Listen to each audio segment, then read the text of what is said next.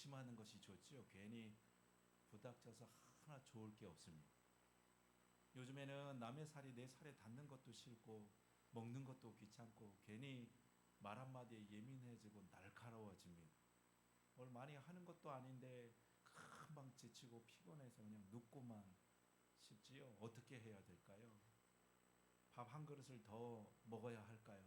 몸에 좋은 보양식을 챙겨 드셔야 할까요? 아니면 시원한 냉수 한 사발을 그냥 한껏 들이키면 좀 나을까요?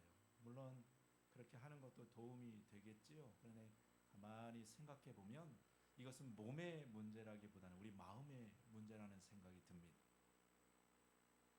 우리 마음에 힘이 들고 지쳐 있고 피곤하고 마음이 배가 고파서 그렇습니다. 그러니 마음을 채우고 마음을 달래야 하는 것이지요.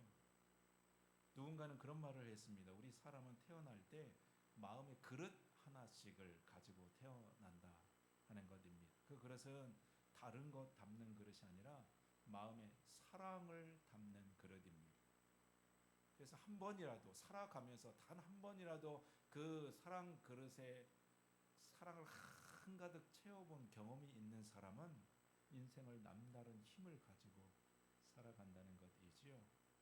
다른 이에게 배신을 당해도 인생의 실패를 경험해도 어려운 환경과 위기를 만나도 지금처럼 무더운 날씨에 마음 짜증이 한가득이어도 그것을 이겨내고 웃음으로 넘길 수 있는 여유를 갖게 되어집니다.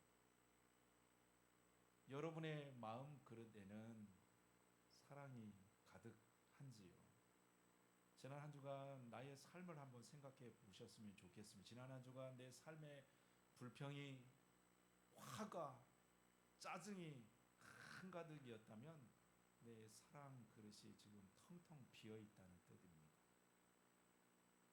그래서 예수님도 사마리아 여인을 찾아가신 말이 그것이었지요.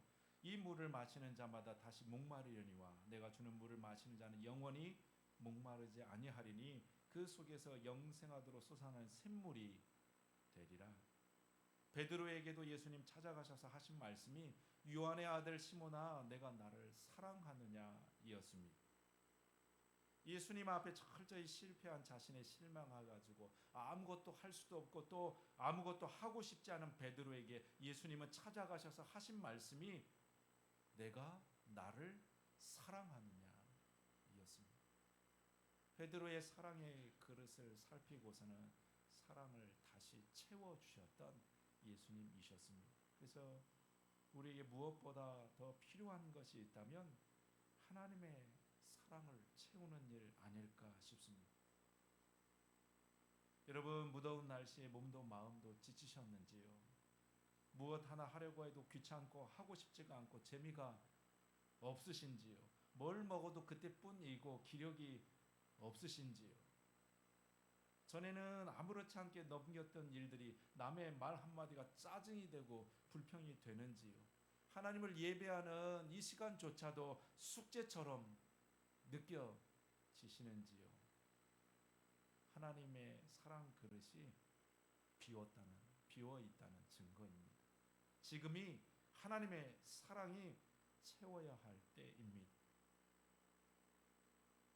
사도 요한의 예배소에 대한 처방도 바로 사랑을 다시 채우라 하는 것이었습니다. 우리 1절에서 4절 말씀을 한번 교독해서 읽겠습니다. 제가 1절 말씀을 읽습니다. 예배소 교회 지도자에게 이렇게 써 보내어라. 오른손에 7뼈를 쥐고 7금 촛대 사이를 걸어 다니시는 분의 말씀이다.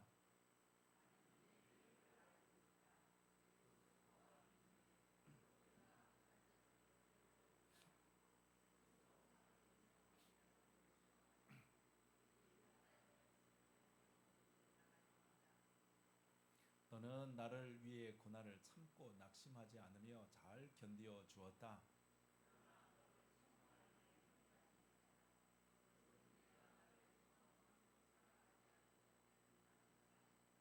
사도 요한이 말하는 것이지요. 에베소 교회가 한 일이 참 많다는 것입니다. 2절 말씀에 보니까 수고하고 인내하고 또 악한 자들을 시험에서 물리치고 3절 말씀에는 고난을 잘 참고 낙심치 않고 잘 견뎌냈다 하는 것이지요. 그러기까지 그들이 얼마나 고된 시간들을, 얼마나 힘든 시간들을 그들이 보내야 되었을까요?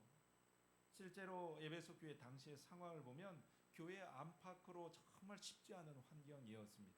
밖으로는 로마 권력의 핍박이 하루도 멀지 않고 그들에게 다가왔고요. 안으로는 이단 교사들의 온갖 시험과 함께 싸움을 해야 됐습니다.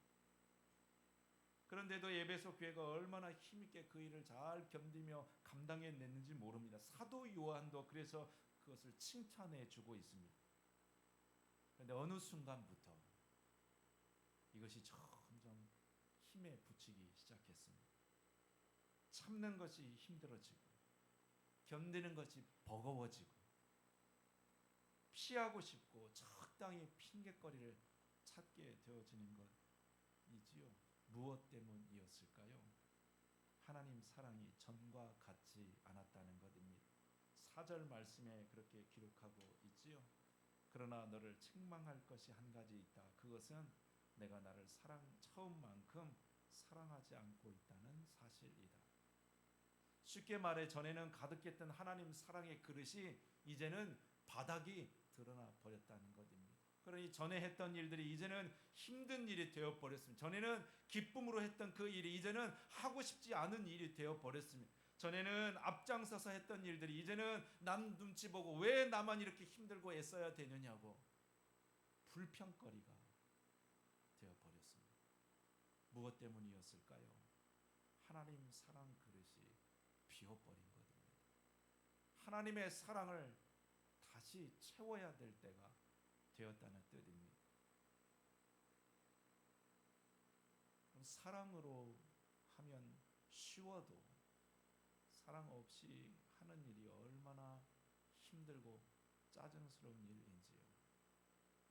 가족을 위해서, 남편을 위해서 식사 준비하는 그 일이요, 사랑으로 하면 얼마나 신나는 일인지요. 오늘 저녁은 시원하게 오이 냉국 해서 같이 한나게 먹어볼까?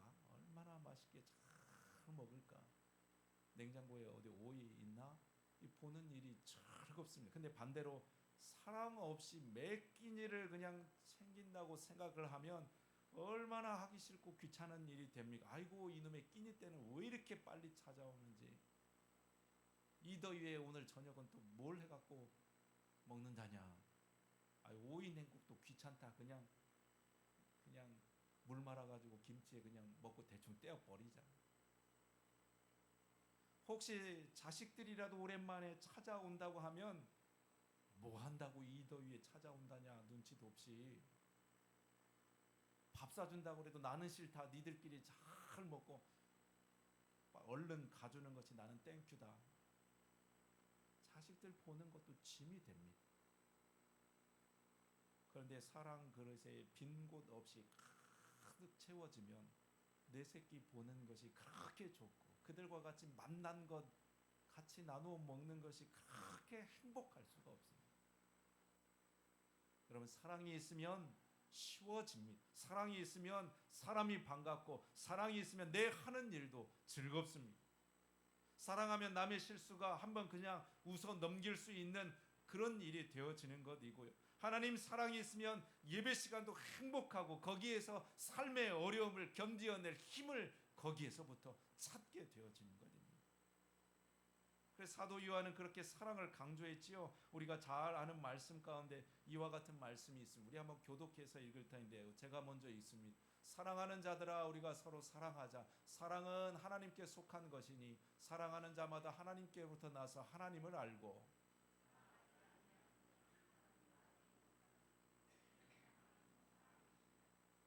사랑은 여기 있으니 우리가 하나님을 사랑한 것이 아니요 하나님이 우리를 사랑하사 우리 죄를 속하기 위하여 화목 제물로 그 아들을 보내셨음이라.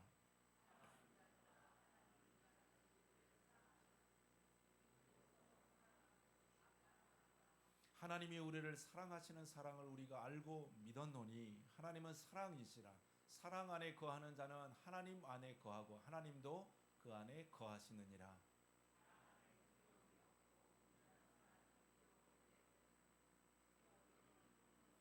같이 읽습니다. 우리가 사랑하면 그가 먼저 우리를 사랑하였습니다. 여러분 요한 1서에 우리가 읽었던 이 말씀은 본문 말씀에 사도 요한이 기록한 요한계시록 말씀을 기록한 그 예입니다. 왜 이처럼 사도 요한은 교회들에게 특별히 에베소 교회에게 사랑을 강조했던 것일까요? 하나님 사랑이 있는 사람은 결코 그냥 살지 않기 때문입니다. 하나님 사랑을 경험한 사람은 그 사랑의 가치를 알기 때문에 그 사랑에 보답하고자 하는 열심으로 삽니다. 하나님을 기뻐하시는 것을 그 마음에 품고 사람이지요. 그래서 하나님 좋아하시는 걸 그도 좋아하게 되고 하나님 귀하게 여기는 걸 그도 귀하게 여기며 작은 것 하나라도 그분 사랑에 내가 무엇으로 보답할까 그 고백으로 사는 사람입니다. 사는 목적이 다른 것이지요. 일하는 목적이 다릅니다. 공부하는 목적이 다르고요. 돈 버는 목적이 다르고 자녀들 키우는 목적이 다릅니다. 그러니 삶의 기쁨도 그는 다른 것이지. 하나님 사랑 때문에 그는 기뻐하고 하나님 사랑 때문에 힘을 얻게 되고 하나님 사랑 때문에 믿음으로 충성된 삶을 살아가는 것입니다. 그러니 여러분 무엇보다 내 마음고릇에 하나님 사랑을 가득가득 넘치게 채우실 수 있기를 바랍니다. 이 예배 시간이 그 하나님의 사랑을 내 영혼 가운데 충만히 채우는 시간 될 수 있기를 축복합니다. 특별히 삶에 지쳐 있다면요. 내 삶이 짐처럼 느껴지고 내 해야 할 일들에 하나 재미를 느끼지 못하고 자꾸만 작은 일에 남과 충돌하고 예민하고 날카로워진다면 불안하고 우울해 있다면요. 무엇보다 하나님 사랑을 채우는 일에 더욱 힘쓰시기를 바랍니다. 여러분 옛날 사랑으로는 충분치 않습니다. 전에 뜨겁게 하나님을 사랑했던 그 경험으로 오늘을 충분하지 않습니다. 어떤 사람은 옛사랑에 취해 살는 사람이 많습니다. 옛날에 참 사랑했었는데 제가 인터넷을 보다 보니까요.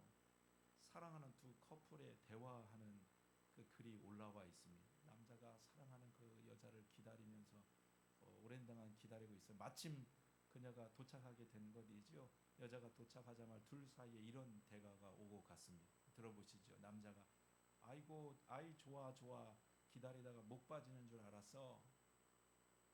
내가 당신 떠난다면 어떻게 할 거야? 뭐? 그런 거 꿈도 꾸지 마. 나 사랑해? 당연하지. 죽을 때까지. 당신 나 몰래 바람 필 거야? 뭐? 그딴 건 왜 묻는 거야? 나 매일매일 뽀뽀해 줄 거야? 당연하지. 지금도 그렇고 싶은데 당신 나 때릴 거야? 미쳐서? 사람 보는 눈이 그렇게 없어? 나 당신 믿어도 되지? 응. 여보. 이 대화입니다. 얼마나 막 꿀이 막 떨어집니까? 그런데 이 둘이 결혼하고 나서도 이렇게 꿀이 떨어지는 사랑이 이어졌을까요? 결혼 후에 둘의 대화를 한번 들어보시죠. 결혼 후에 둘의 대화는 지금 대화를 거꾸로 읽으면 됩니다. 거꾸로 제가 읽어볼게요. 여자가 여보, 응? 나 당신 믿어도 되지? 미쳤어? 사람 보는 눈이 그렇게 없어? 당신 나 때릴 거야? 당연하지. 지금도 그러고 싶은데 나 매일매일 뽀뽀해 줄 거야? 뭐? 그딴 건 왜 묻는 거야? 당신 나 몰래 바람 필 거야? 당연하지. 죽을 때까지. 나 사랑해? 뭐? 그런 건 꿈도 꾸지 마. 내가 당신 떠나면 어떻게 할 거야? 아이 좋아 기다리다가 목 빠지는 줄 알았어. 웃으라고 만들어 놓은 이야기인 것 같은데요. 결혼 전과 결혼 후의 대화가 이렇게 다릅니다. 그러나 여러분 옛날 사랑의 추억으로 오늘을 살고 살 수 없습니다. 오늘은 오늘의 사랑이 필요한 것이죠. 하나님 사랑도 마찬가지. 우리 젊은 시절에 뜨겁게 사랑했던 그때 하나님 사랑으로 오늘을 살 수 없습니다. 그것은 이전 사랑이지요. 이전 사랑이 우리 마음그릇에 남아 있을 리가 없습니다. 물론 하나님의 사랑은 변치 않고 한결같지요. 문제는 우리의 사랑입니다. 결혼 전후의 두 남녀의 그 대화처럼요, 하나님께 대한 우리의 사랑이 얼마나 변덕스러운지, 어제까지만 해도 하나님 없이는 못 살 것 같은 우리의 마음들이 오늘은 차갑게 식어질 때가 얼마나 있는지, 누구도 다 품을 것 같았던 그 사랑이 작은 일 하나 때문에 부르르 막 몸이 떨듯 화를 분노를 참지 못하는 우리이지 않은지요. 아침에만 해도 하나님 사랑으로 충만해 모든 것도 하나님 앞에 다 맡기고 자유할 것 같은데 저녁이 되자마자 한숨을 확 쉬어가면서 답답해하고 불안해하는 우리이지 않은지요. 그래서 여러분, 우리는 오늘의 사랑을 다시 채워야 됩니다. 사도 요한이 예배소 교회에 강조한 것이 그것이지요. 4절 말씀 다시 한번 보시죠. 이렇게 기록합니다. 4절 말씀이요. 그러나 내가 너를 책망할 일이 한 가지 있다. 그것은 내가 너를 처음만큼 사랑하지 않고 있다는 사실이다. 다시 말해 오늘의 하나님 사랑이 다시 채워져야 한다는 말씀이에요. 어떻게 그 사랑을 다시 채울 수 있을까요? 5절 말씀이 가르쳐주고 있죠. 5절 말씀 우리 한번 같이 읽도록 하겠습니다. 이전에 내가 나를 어떻게 사랑했는지 그때를 돌이켜 보아라. 어디서 잘못되었는지 생각하고 회개하여 예전처럼 행하도록 하여라. 만일 내가 회개하지 않으면 내가 가서 내 촛대를 그 자리에서 보시. 이전에 내가 나를 어떻게 사랑하는지 그때를 돌이켜 보아라. 어디서 잘못되었는지 생각하고 회개하여 예전처럼 행하도록 하여라. 여러분, 예전에 여러분이 하나님을 뜨겁게 사랑했던 때를 기억하시는지요? 어떻게 그분의 사랑을 알게 되었는지요? 그분의 사랑을 알고 그 사랑 때문에 주체하지 못했던 그 기쁨의 때를 기억해 보시기를 바랍니다. 그 사랑만 있으면 모든 삶을 그분께 의지하고 그분과 동행하기 위해 살겠노라 믿음으로 고백했던 때를 기억하시는지요? 그 사랑 때문에 우리가 이 자리에 있습니다. 그 사랑이 기억나지 않는다면 희미해진다. 우리는 더듬고 더듬어 그때를 다시 돌아가 보아야 됩니다. 그리고 그 사랑을 다시금 우리 마음 가운데 새롭게 채워 넣어야 됩니다. 여러분, 다른 것보다 그것부터 해야 됩니다. 그것이 우리 삶의 우선순위가 되어야 돼. 그래야 우리의 삶이 제자리를 찾게 되어지고 앞을 향하여서 힘있게 걸어가게 되는 것이 있어요. 기름 없는 차에 아무리 엑셀을 밟는다고 그 차가 앞으로 가지 않습니다. 기쁨이 없는 삶에 열심과 땀만 더한다고 행복이 찾아오지 않습니다. 마음이 허전하고 배고픈데 밥만 두 그릇 더 먹는다고 마음의 굶주림이 해결되지 않습니다. 영혼이 맹마르고 갈급한데 냉수 한 사발 먹는다고 그것이 그 갈증이 해결되지 않습니다. 여러분, 하나님의 사랑을 채우시기를 바랍니다. 하나님 사랑에 우리의 영혼을 촉촉히 적시지기를 바랍니다. 하나님 사랑은 내게 주시는 가장 큰 선물입니다. 여러분, 하나님의 사랑을 채우면 내운에 평안이 찾아옵니다. 삶의 기쁨이 시작이 되어지고 내일의 소망과 열심이 회복되어집니다. 내 이웃을 품을 수 있는 넉넉함이 찾아오고 인내의 힘을 얻습니다. 사랑에 채워지면 무더기를 이기고 짜증도 이기고 오해도 이기고 지루함도 이기고 억지스러움도 이겨냅니다. 네, 무엇보다 하나님 사랑을 채우는 일에 힘쓰시기를 바랍니다. 하나님 사랑을 마음 한가운데 채우는 그 일을 한 주를 시작하기 전에, 하루를 시작하기 전에 먼저 그 일부터 하고 시작할 수 있기를 바랍니다. 무더운 여름날 하나님의 사랑이 우리의 삶을 시원케 해 주실 줄로 믿습니다. 우리 설교를 마치면서 그렇게 한번 인사하고서 설교를 한번 마칠까요? 하나님 사랑을 한 사발 시원하게 들이키십시다. 한번 인사 한번 나누시겠습니다.